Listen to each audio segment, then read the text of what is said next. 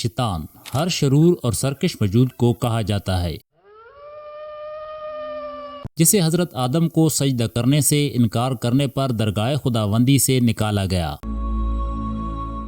شیطان کی حقیقت کے بارے میں علماء کے درمیان اختلاف پایا جاتا ہے، لیکن اکثر مفسرین اسے جن قرار دیتے ہیں۔ قرآن مجید میں شیطان یا شیاطین کا لفظ 88 بار آیا، جن میں سے اکثر موارد میں اس سے مراد ابلیس ہے۔ حضرت آدم کو سجدہ نہیں کیا، یوں اسے اس کے مقام و منزلت سے عزل کر کے خدا کی بارگاہ سے نکالا گیا۔ اس کے بعد اس نے خدا سے قیامت تک کی مہلت مانگی، جسے خدا نے قبول کیا اور اسے 1 معین دن تک مہلت دی گئی۔ مہلت دیے جانے کے بعد شیطان کا خاندان بڑھا اور شیطان خود اور اپنے خاندان سمیت نوع انسانی کو بہکانے پر لگ گیا۔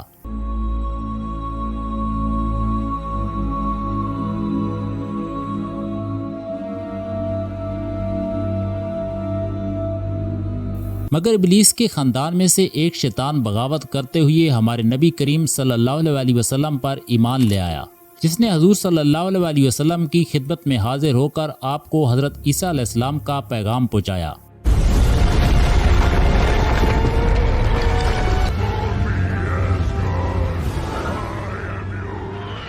یہ شیطان کون تھا اور اس وقت کہاں ہے؟ ویڈیو کی جانب بڑھنے سے پہلے ہمارے چینل اوان وائس کو سبسکرائب کرنا نہ بھولیں۔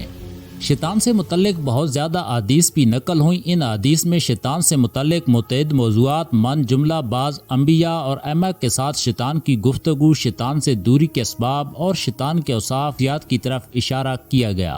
دراصل قوم جنات کی تخلیق کو حضرت آدم علیہ السلام کی تخلیق سے ہزاروں سال پہلے کیا گیا۔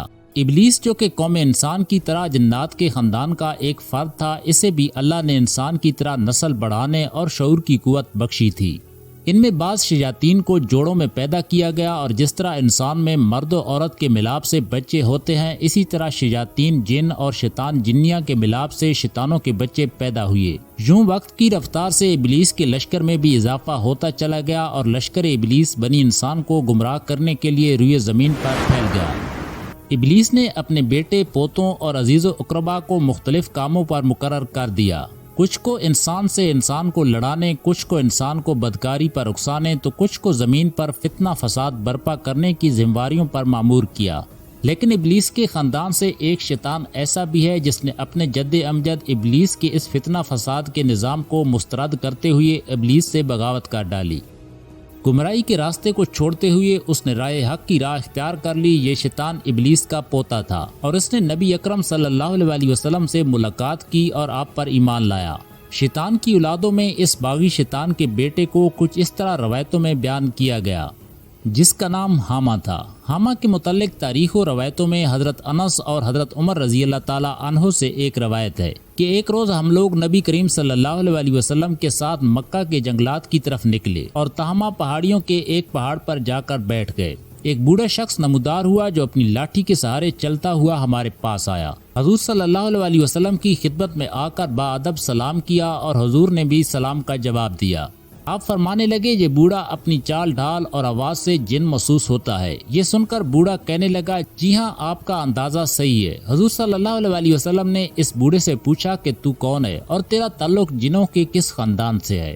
اس نے جواب دیا کہ میرا نام حامہ بن حزیم بن اکلیس بن ابلیس شیطان ہے۔ آپ نے فرمایا کہ میں تجھ میں اور شیطان میں 2 پشتوں کا فاصلہ دیکھ رہا ہوں۔ حامہ نے جواب دیا، جی ہاں۔ حضور صلی اللہ علیہ وسلم فرمانے لگے، تیری عمر کتنی ہے؟